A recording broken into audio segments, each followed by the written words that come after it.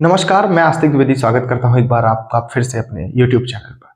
आज हम दोस्तों एक बेहद खास मुद्दे के बारे में बात करने वाले हैं जिसको लेकर इस वक्त पूरे देश में गर्मा-गर्मी का माहौल है। जी हाँ दोस्तों, मैं बात करने जा रहा हूं वरिष्ठ पत्रकार श्री रवीश कुमार जो एनडीटीवी से संबंध रखते हैं। आज वो एनडीटीवी से इस्तीफा दे चुके हैं। जी हाँ दोस्तों, रवीश कुमार एनडीटीवी से इस्तीफा दे चुके हैं और जबकि वो पूरे देश के सबसे ज्यादा चर्चित चेहरों में से शुमार रहे हैं। समाचार पत्र इंडियन एक्सप्रेस ने वर्ष 2016 में उन्हें सबसे प्रभावशाली व्यक्तियों की लिस्ट में भी शामिल किया था दोस्तों। वरिष्ठ कार्यकारी संपादक व रवीश कुमार ने बुधवार को अपने पद से इस्तीफा दे दिया है। इस चीज को मान्यता देती है उन्हीं की चैनल का एक वीडियो जो उन्होंने कल पोस्ट किया। उस चैनल में उस वीडियो में क्या है हम आपको दिखाते हैं। नमस्कार, मैं रवीश कुमार। आपका अंदाज़ा सही है कि क्या कहने जा रहा हूँ, लेकिन गुजारिश है कि जो भी कह रहा हूँ उसे धीरज के साथ सुनिएगा। भारत की पत्रकारिता में स्वर्ण युग तो कभी था भी नहीं, लेकिन आज के दौर की तरह भस्म युग भी नहीं था। भस्म युग से मेरा मतलब है जहाँ इस पेशे की हर अच्छी बात तेज़ गति से भस्म की जा रही हो। यह दिन भी आना ही था। इस देश में अलग अलग नाम वाले अनेक चैनल हो गए हैं, मगर सब हैं तो गोदी मीडिया ही। उसका परिवेश, उसका इकोसिस्टम, पत्रकारिता का और माहौल सब खत्म कर दिया गया है, मगर पत्रकारिता करने और कराने का दावा भी सब कर रहे हैं। खासकर वो भी कर रहे हैं जो उसी सत्ता का हिस्सा माने जाते हैं, उसी के रूप में देखे जाते हैं, जिसकी ताकत से हर दिन पत्रकारिता इस देश में कुचली जा रही है। जब वो कहे कि वह उच्च स्तरीय पत्रकारिता करना चाहता है, तब ऐसा दावा करने वालों को ज़रा संदेह की निगाह से देखिए। गोदी मीडिया और सरकार भी पत्रकारिता का अपना मतलब आपके ऊपर थोपना चाहती है। अगर इसका मतलब किसी भी रूप में वही है, तब आप एक बार फिर से झांसे में आने वाले हैं। इस वक्त अपने संस्थान को लेकर कुछ खास नहीं कहना चाहता, क्योंकि भावुकता में आप तटस्थ नहीं होते, ऑब्जेक्टिव नहीं हो सकते हैं। एनडीटीवी में 26-27 साल गुजारे हैं। इतनी लंबी यात्रा के अपने उतार चढ़ाव भी हैं। अनेक साथी, वरिष्ठ, कनिष्ठ सब शामिल हैं। कितने लोगों ने साथ दिया है। इन अनुभवों के बारे में कभी भी वस्तुनिष्ठ तरीके से नहीं बोला जा सकता, और आज के दिन तो बिल्कुल नहीं, क्योंकि कई बार तथ्यों के साथ भावनाएं मिल जाती हैं और भावनाओं के तूफान में बहुत सारे तथ्य छूट जाते हैं। बेहतर है कि इसे संक्षिप्त ही रहने दिया जाए। जो आदरणीय शख्स हैं उन्हें मैं याद कर ही रहा हूँ। काफ़ी सारी शानदार यादें हैं एनडीटीवी में, अब दोस्तों के बीच सुनने सुनाने के काम आएंगी। आज के दिन किसी एक व्यक्ति का नाम लेना मुश्किल हो रहा है, तब जब आपके पेशेवर जीवन में अनेक लोगों का हाथ हो, कैसे एक का नाम ले सकते हैं। मैं जानता हूं कि पूर्व सहयोगी, मौजूदा सहयोगी सब मुझ में अपना हिस्सा देखते हैं, और वो सही भी है।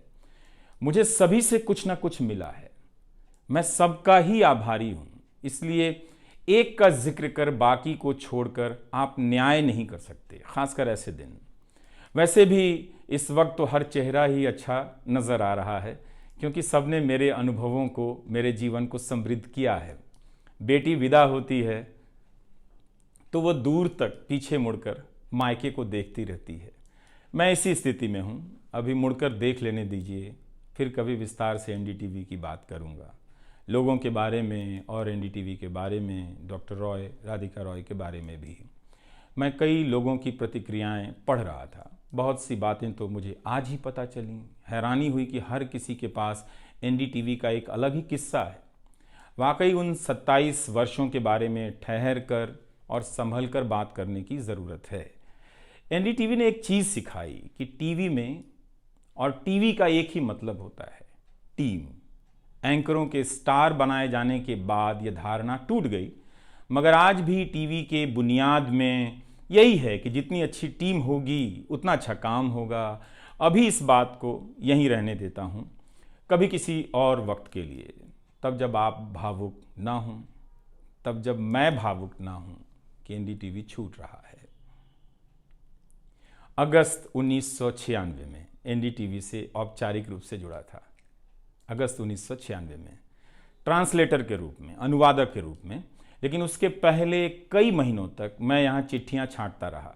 बोरे में चिट्ठियाँ आती थीं और मेरे पास रख दी जाती थीं। तब दर्शक पोस्ट बॉक्स में चिट्ठियाँ भेजा करते थे। देश भर से दर्शक अपने हाथों से अलग अलग कार्यक्रमों के एंकरों को लिखा करते थे। इन्हें पढ़ते हुए मैंने टीवी के कार्यक्रमों के आसपास दर्शकों को बनता देख रहा था। मेरा काम था उनकी बारीक नज़र से लिखी गई चिट्ठियों पर रिपोर्ट बनाना और एंकरों या कार्यक्रम के प्रोड्यूसर को सौंप देना।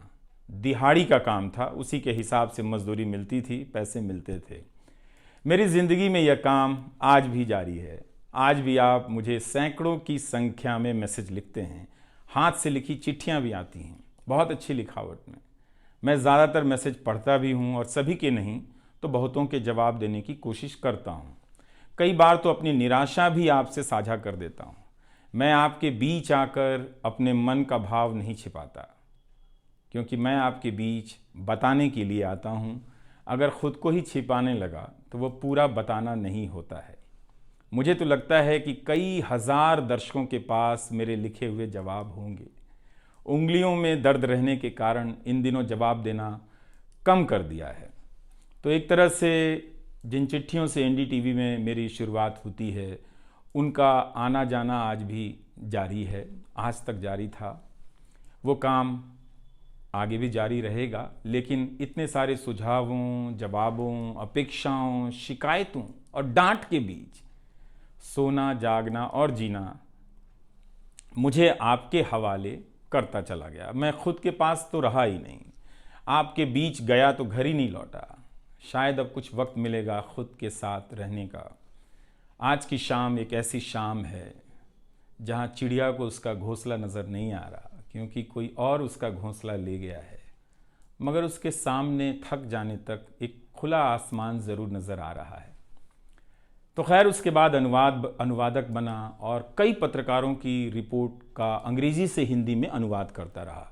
इसके बाद मैं रिपोर्टर बन गया और फिर मेरी दैनिक रिपोर्ट की अलग यात्रा शुरू होती है। रवीश की रिपोर्ट से काफ़ी कुछ सीखने को मिला। तो इस तरह से ये एनडीटीवी में ही संभव हुआ कि एक चिट्ठी छांटने वाला इसके एक चैनल का ग्रुप एडिटर, समूह संपादक बनता है और आज उसे छोड़ रहा है, इस्तीफा दे रहा है।